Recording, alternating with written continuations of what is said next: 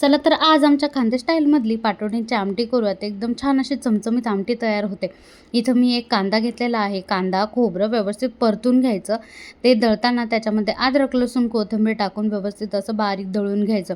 इथं मी एका साईडला कढई ठेवलेली आहे. त्याच्यामध्ये तेल कडक तापलं की काळा मसाला आणि हिंग घालून कडक अशी फोडणी द्यायची आणि नंतर त्याच्यामध्ये जे आपण वाटून घेतलेलं आहे मिश्रण ते टाकायचं. थोडंसं परतू द्यायचं. परतलं की त्याच्यामध्ये गरम पाणी घालायचं.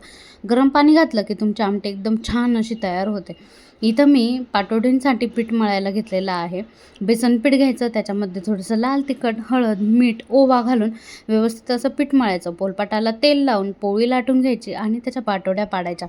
तुम्हाला ज्या आकारात पाडायच्या त्या आकारात पाडू शकतात. आणि इकडं भाजी उकळते आहे त्याच्यामध्ये मस्त सोडायच्या. 10 मिनटं शिजू द्यायच्या. एकदम छान अशी आमटी तयार होते. तुम्ही पण नक्की ट्राय करा आणि सबस्क्राईब करायला विसरू नका.